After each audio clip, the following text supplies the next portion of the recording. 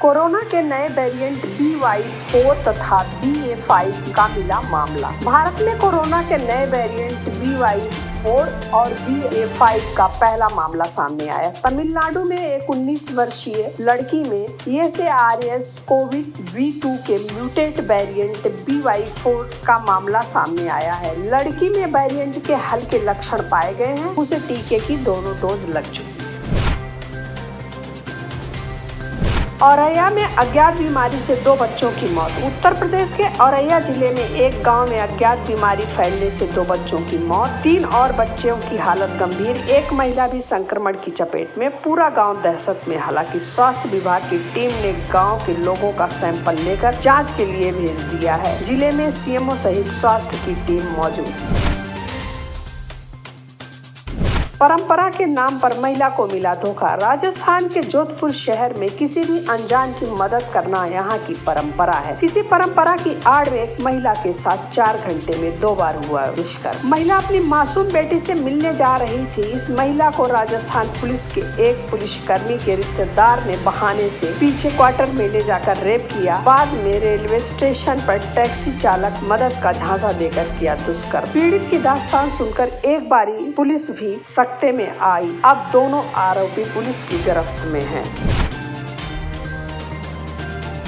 नया समय नई सोच, पर्यटन का बदलेगा पैटर्न। राजस्थान पर्यटन विभाग ग्रामीण पर्यटन के रूप में कर रहा है पहल। हर जिले से ऐसे गांव किए जा रहे हैं चयनित जिसमें भारतीय संस्कृति, ग्रामीण हस्तशिल्प, लोक कला से सैलानियों को कराया जा सके परिचित। साथ ही आसपास प्राकृतिक स्थल भी हो ताकि विदेशी पर्यटक उससे आकर्षित हो सके। ऐसे गाँव की पर्यटन विभाग के अधिकारी कर रहे हैं तलाश।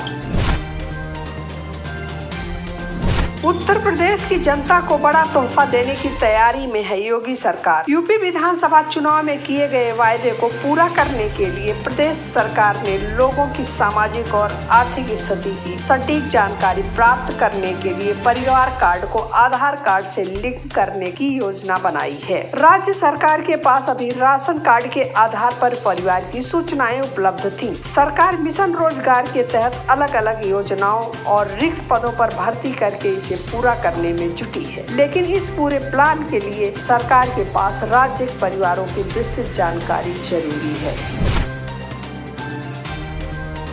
ज्ञानवापी में फव्वारा नहीं शिवलिंग है साध्वी प्राची। भाजपा की फायर ब्रांड नेता साध्वी प्राची ने हरिद्वार से टनकपुर जाते समय मुरादाबाद पहुंचने पर ज्ञानवापी मस्जिद पर दिया बयान। उन्होंने कहा, ज्ञानवापी हमारी थी, हमारी है, हमारी रहेगी। लोग मुद्दों को भटकाने की कोशिश कर रहे हैं। ज्ञानवापी में शिवलिंग है, फव्वारा नहीं। कोर्ट हमें इसमें न्याय देगा।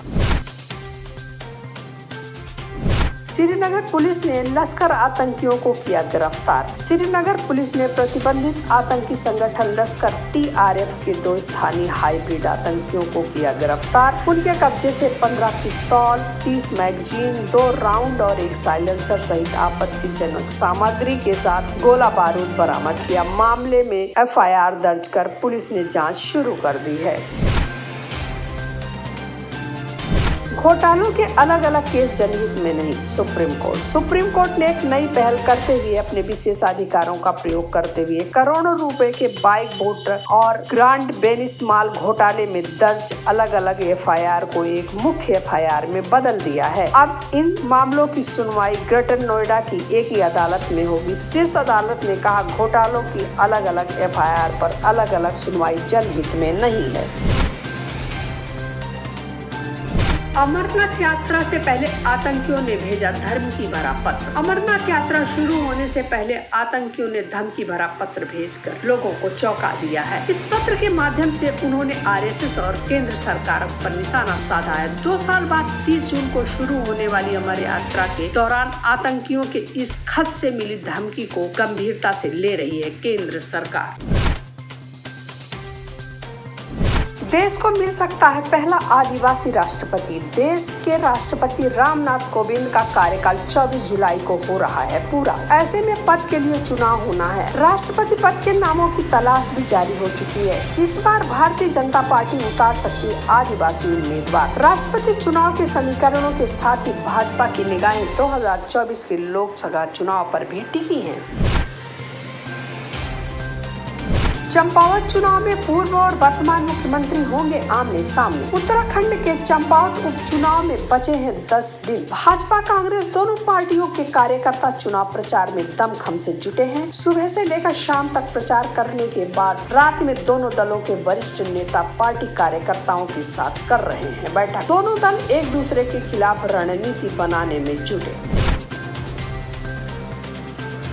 मेघालय में कई पार्टियों के नेता झाड़ू थामने को तैयार। मेघालय में अखिल भारतीय तृणमूल कांग्रेस सहित कुछ विधायक विधानसभा चुनाव से पहले हो सकते हैं आम आदमी पार्टी में शामिल। नवंबर 2021 में कांग्रेस से ये आईटीसी में शामिल होने वाले 12 विधायकों में से कुछ पार्टी छोड़ सकते हैं। साथ ही कांग्रेस से निलंबित 5 और विधायक 23 नेताओं के साथ 4 दिनों में पंजाब में आप नेताओं से मुलाकात कर चुके हैं। इसी से संभावित स्विच ओवर की अटकलें तेज हो चुकी हैं।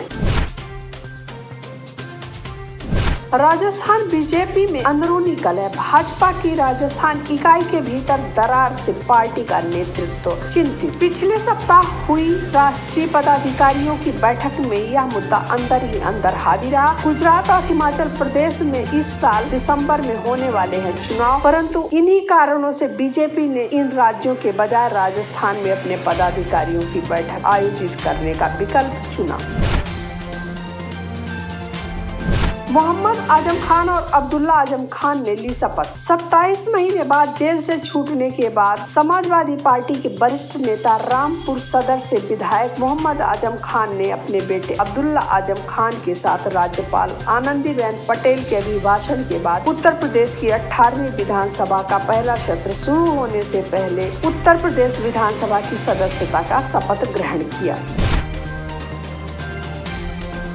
श्वेताब सुमन को नहीं मिली एससी से राहत। जमशेदपुर के पूर्व आयकर आयुक्त श्वेताब सुमन को आय से अधिक संपत्ति के मामले में सुप्रीम कोर्ट से नहीं मिली राहत। नैनीताल हाई कोर्ट की पूर्व सजा को बरकरार रखा गया। चूँकि देहरादून से 2019 में श्वेताब सुमन को हरिद्वार जेल शिफ्ट किया गया था, इसलिए मोहलत खत्म होने पर श्वेताब सुमन ने जिला कारागार रोशनाबाद पहुंचकर किया सरेंडर।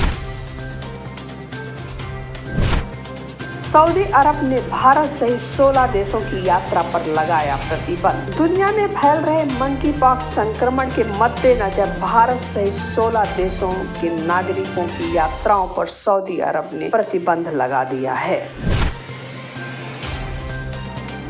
श्रीलंका के राष्ट्रपति गोटाबाया राजपक्षे ने किया मंत्रिमंडल का विस्तार। श्रीलंका के राष्ट्रपति गोटाबाया राजपक्षे ने मंत्रिमंडल का विस्तार करते हुए 8 और मंत्रियों को दिलाई शपथ, परंतु संकटग्रस्त देश में आर्थिक मामलों को देखने के लिए उन्होंने किसी वित्त मंत्री की नियुक्ति नहीं की। उन्होंने मत्स्य पालन के रूप में डलगस देवानंद, परिवहन एवं राजमार्ग संचार मीडिया मंत्री के रूप में बंडूला गुणवर्धना, स्वास्थ्य एवं जल आपूर्ति मंत्री के रूप में केहेलिया रामपुकवेला, उद्योग मंत्री के रूप में रमेश पथिराणा और कृषि एवं वन्य जीव संरक्षण मंत्री के रूप में महेंद्र अमरवीरा को शपथ दिलाई। इसके अलावा धर्म और संस्कृति मंत्री के रूप में विदुर विक्रमा नायक, पर्यावरण मंत्री के रूप में नासिर अहमद और सिंचाई, खेल एवं युवा मंत्री के रूप में रोशन रणसिंघे को शपथ दिलाई। दुनिया के पास बचा सिर्फ 70 दिन के लिए गेहूं। यूक्रेन पर रूस के हमले के बाद खाद्यान्न सप्लाई में गंभीर संकट उत्पन्न हो गया है। इसको लेकर संयुक्त राष्ट्र संघ ने चेतावनी दी है कि दुनिया के पास अब मात्र 10 सप्ताह यानी 70 दिन के लिए गेहूं बचा है। यह साल 2008 के बाद सबसे निचले स्तर पर पहुंच गया है। संयुक्त राष्ट्र ने कहा कि दुनिया में खाद्यान्न का ऐसा संकट पीढ़ी में एक ही बार होता है। इस बार दुनिया की निगाहें जापान में होने वाले क्वाड देशों की बैठक पर टिकी है, जहां गेहूं संकट का मुद्दा प्रमुखता से उठाया जा सकता है। यूक्रेन युद्ध का फायदा उठा रहा है ड्रैगन। चीन ने रूस से गैस, तेल और कोयले का बढ़ा दिया है। गैस और कोयले की खरीद में 75% की चीन ने की है बढ़ोतरी। पिछले साल के मुकाबले चीन ने 80% से ज्यादा नेचुरल गैस खरीदा है। चीन अपनी कूटनीतियों के चलते हमेशा दूसरे देशों पर आए संकट का लाभ उठाता रहता है। यही वजह है कि चीन अब रूस और यूक्रेन के बीच जंग का फायदा उठाकर सस्ते में तेल खरीदकर स्टोर करने पर लगा है। क्वाड से अलग मोदी और बाइडेन की होगी द्विपक्षीय वार्ता। फ्रांस के क्वाड में होने वाले शिखर सम्मेलन में मंगलवार को बाइडेन और मोदी के अलग से होगी द्विपक्षीय वार्ता। वार्ता का मुख्य मुद्दा भारत का गेहूं निर्यात पर प्रतिबंध तथा रूस और यूक्रेन युद्ध हमला होगा। यूक्रेन पर रूसी आक्रमण को लेकर भारत अमेरिका के रुख अलग अलग हैं। भारत ने अमेरिका, ब्रिटेन जैसे कई देशों के दबाव के बावजूद भी यूक्रेन पर रूसी आक्रमण की निंदा नहीं की। आप इस खबर के बारे में क्या सोचते हैं, हमें कमेंट सेक्शन में बताएं। साथ ही ब्रह्मास्त्र न्यूज़ को सब्सक्राइब और शेयर भी जरूर करें।